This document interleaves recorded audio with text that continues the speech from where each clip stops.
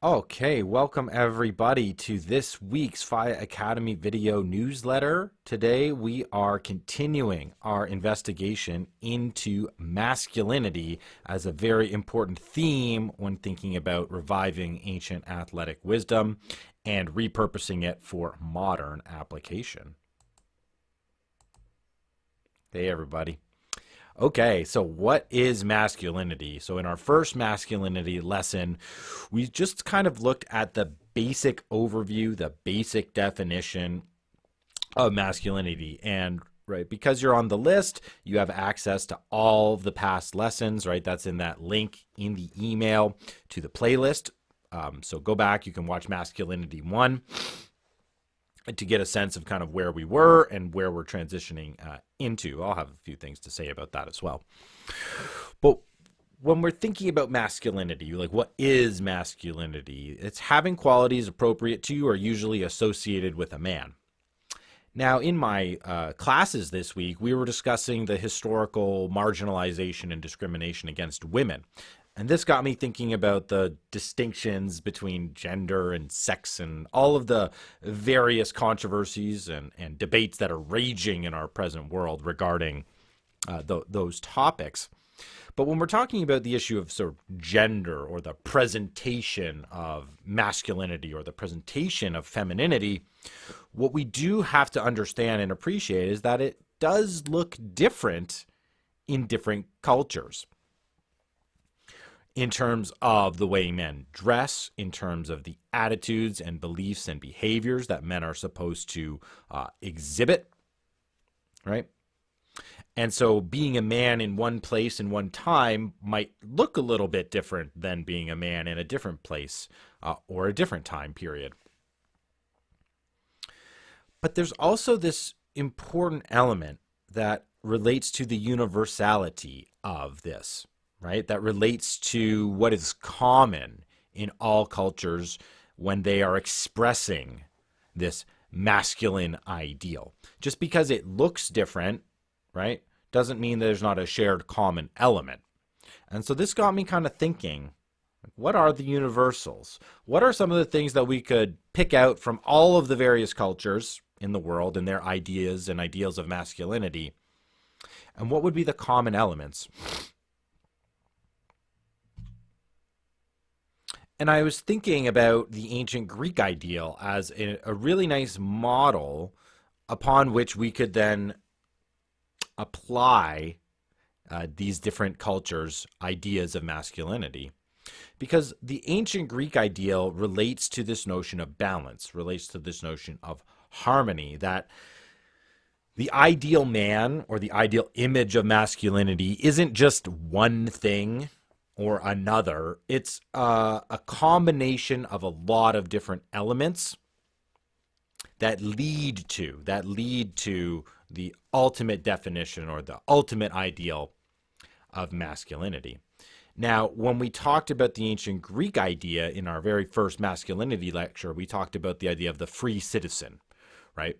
The free citizen in ancient Greece is the ideal man. But if we try to universalize this, not necessarily to the specific historical context, right, of the ancient Greeks, and particularly the classical Greeks,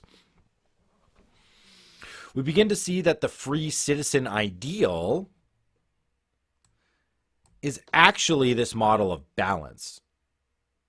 And when we're trying to think about a universal understanding of masculinity, perhaps it's this notion of balance. And what should we be balancing as men? Our bodies, our minds, and our spirits. So we should attune ourselves to physical qualities, intellectual qualities, and moral qualities, and balance them together is this notion of the ideal man, right? It's not just physical strength. It's not just intellectual prowess. It's not just moral clarity. It's the combination of all of them in the right harmony. And I think this is what all cultures in the world try to identify and they try to express, and they each express them differently. But the Greeks gave us this sense of athleticism, and athleticism as connecting to this notion of masculinity and manliness. And one of the intriguing things about the ancient Greek world was their celebration of the athletic male body as the most aesthetic, as the most beautiful element. And we can see it here with this incredible statue, the Discobulus of Myron, which was made, oh my gosh, 2,700 years ago. And you can see the detail. You can see the excellent attention to musculature, to physique, to technique, to this notion of sculpting and crafting the body. And there's always that intriguing element of the ancient Greeks when they competed, right? They didn't compete with any clothes. They competed completely naked. And it was only men who could compete. So this gives us a sense, right, that the athlete is the one that develops themselves in greatest harmony, their virtues in the greatest harmony. And then through performing in athletics or competing in athletics, they are able to display that balance. So the body, obviously, but also the mind in terms of training, in terms of strategy, in terms of technique, but also moral in terms of the dedication, the perseverance, the hard work, the sacrifice, the struggle. And so when we're thinking about this notion of harmony, maybe one of the things we should also think about is this notion of exposing oneself as an element of masculinity, right? We see this throughout all cultures, this notion of a performance of masculinity. Usually, historically speaking, that's been in war, again, relating itself to masculine ideals of strength and duty. But perhaps they are best understood and abstracted in the world of sport.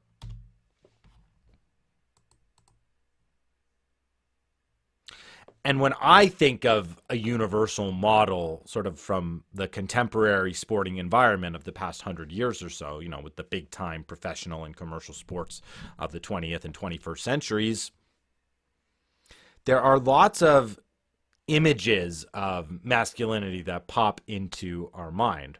But for me, there's one image that stands above, and that is the image of the man Jean Beliveau. And to me, he represents the perfect amount of balance between body, mind, spirit, and soul. So body. This is a 10-time Stanley Cup champion winner, captain of the most storied franchise in NHL history. He's the points leader for that team, the Montreal Canadiens. First ballot Hall of Famer, first to win playoff MVP, right? He's an individual leader in terms of stats, but sort of his legend actually grew before he even got to the NHL. When he was 15 years old, he was nicknamed Le Gros Bill in French, which means the big ticket, and he was selling out 15,000 seat stadiums in Quebec as a junior player because he was so dominant, and the crowds just loved him. One of the reasons they loved him was because of the way that he played. He was a big man, but he didn't play like a bully. And this speaks to the mind of the man, right? He was a big man with a soft touch, a thinking player, someone who strategized. He was graceful. And one thing that struck pretty much everybody who ever came in contact with him in a speaking engagement, in an interview, was his tremendous intelligence. His ability, his ability really to personalize messages, his ability to relate a strong sense of moral worth and moral clarity. This allowed him to be one of the most trusted leaders, not just in his sport, but in any sport. And that sort of speaks to the spirit. Beliveau has an outstanding legend as being known as someone who competes for all the right reasons and never for the wrong reasons. When he was 18 years old, he refused to turn professional. So the Montreal Canadiens, they wanted him. They were a professional team. They had his rights. He didn't want to play for them because he had a great gig already. He was playing in the senior league in Quebec. He was making a good amount of money. He didn't care about making a lot of money. He had a good job in the off season, and the community loved him. Like when he was 18 years old, the community bought him a Cadillac for his birthday. All right, and we're talking in the early 1950s. So Cadillac, that's a big symbol. So he was very happy to compete for his city and play hockey a few months a year and just be a regular guy.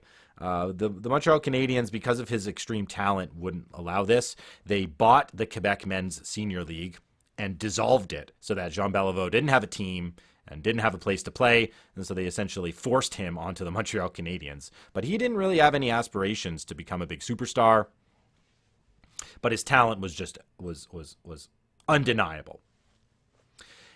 So he has this immense character, and there's stories that come from his playing days of players deferring to him on the other team, not wanting to hit him as hard or do some of the dirty or nasty things that they would do to other players because they knew he had such integrity and honor. And this he actually even filtered into the referees. So there's sort of anecdotes of Jean Beliveau going to referees and criticizing their calls. Oh, excuse me, that you called that offside. That actually wasn't offside. And refs, they don't really like to get chirped by the players. What's their usual retort? Like, go back to the bench. Don't talk to me. But when Jean Beliveau came to the referees, what did they say? Oh, you're right, Jean. We're sorry. We will not make that mistake again. You're right. It's the perfect idea of the athlete who just plays for all the right reasons. And you can't believe a person like this actually exists in the world of big-time professional sport. But he does, and he does.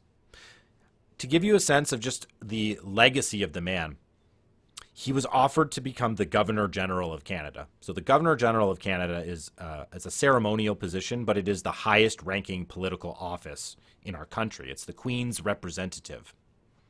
So it was offered to Jean Beliveau. Jean Beliveau declined.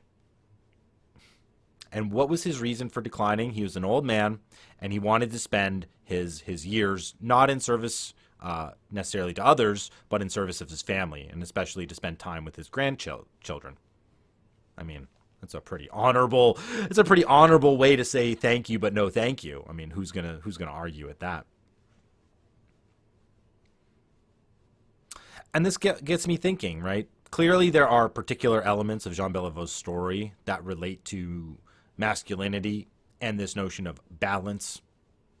But it also starts to help us understand the universal, right? And I was talking about the balancing idea as the universal, but also this notion of exposing yourself. And I think through the example of Jean Beliveau, we may come to some common element that ties together ideas of masculinity, and that is the notion of honor. It's the notion of standing up for something and being willing and capable to defend it. So that clearly relates to a balanced mind, body, and soul when we think about a spirit which can stand on principle, when we think about an intellect which can defend that principle, and a body that's willing to withstand or defend or fight for what is right. Now, there's a lot of interesting ideas in the ancient Greek world that we could sort of relate this to, but I thought a good negative example would really drive home this point of honor and of balance. Because what all cultures aspire to is a complete picture of masculinity. They don't want it to simply just be one virtue means you're a man. It's a combination of balanced virtues. And if the athlete in the ancient Greek world was the ultimate representation of this balance, well, they could also be the model upon which we should not follow, we should not emulate when we don't measure up. And a great example of this is the world's very first free agent in sport, Astylos of Croton. Now, Astylos was a runner, a sprinter. He won the Stad and the Dialis. That's like the 100 meter and the 200 meter, basically. Kind of like a Carl Lewis or like an ancient Carl Lewis or an ancient Jesse Owens in terms of these phenomenal track stars. Or even Usain Bolt, I guess. Usain Bolt runs a 100 meter and a 200 meter, right? Actually, he's a 200-meter runner and just for some reason became freakishly great at the 100-meter. Anyways, he's competing for his city-state for Croton. And Croton is known as a city-state to produce memorable athletes. The greatest athlete of all ancient Greece, Milo, comes from Croton as well. But after he wins these two races in two consecutive Olympics, for the third Olympics, he is hired. Right? He no longer competes for Croton. He's actually hired by Hieron, the tyrant of Syracuse. Syracuse is a Greek city in modern day Sicily. And so the tyrant, Hieron, basically bribes Stylos to come to Syracuse and to compete on his behalf. And this is really like the first free agent in sport. Rather than competing for the city and the town where he was born, he chases the riches, he chases the fame, and he goes off and he wins for Syracuse. He wins those two races again. But we get a sense of the problem with this kind of an ideal. Clearly, he's got body. He's probably also got intelligence, thinking, well, if I can run and get richer, why aren't I doing that? It's a good thought process. The problem is the moral element is not there. So we're not the balanced whole anymore. We're not competing for the right reasons. And so what do the people of Croton do? Well, each Olympic champion gets a statue in their own city, like it's commissioned by the townspeople, and they build it in their honor. So Stylos has a statue in the center of Croton. When he jumps ship and goes to Syracuse, they burn his statue. It's like when LeBron James left Cleveland the first time and all of the fans like burned his jersey and burned their shoe, like all their gear.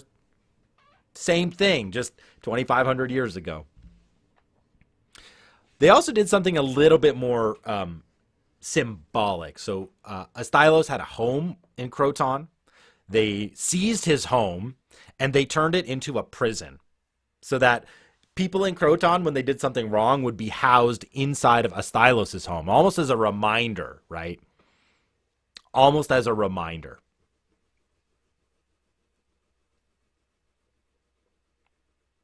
And we started our discussion of masculinity by thinking about Aristotle. And this is one of my favorite Aristotle quotes. The high-minded man must care more for the truth than for what people think. Now, this makes good sense intellectually, but it also makes really good sense morally and physically as well. Stylos chased popularity. Stylos chased what people thought. But the truth was going against the ideals of competing for the right reasons, competing for honor. And when we expose ourselves in public, we also have the ability to dishonor ourselves. So we can gain honor, but we also have the ability to really to really do badly, like Stylos did. And when we're thinking then about masculinity,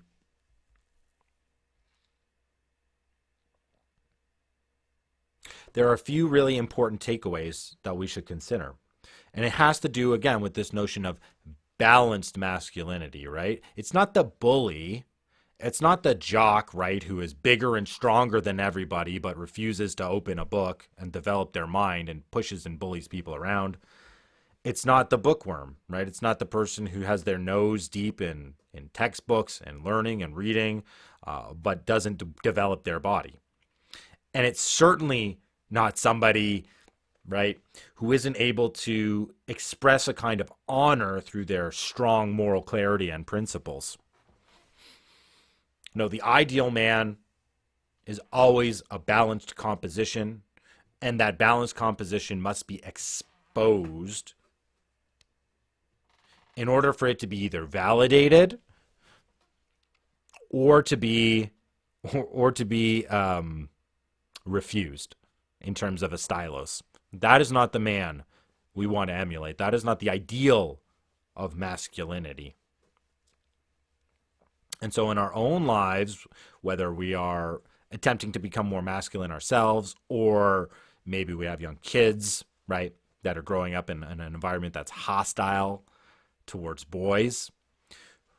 We have to think about this notion of balance, because oftentimes when people think of like toxic masculinity or some of the issues of being a man, they're only focusing on one element. And so what we need to do is we need to say, hey, you're not necessarily wrong that that behavior is bad, but that's not what masculinity is. That's not what masculinity means, because it's just one part of being a man.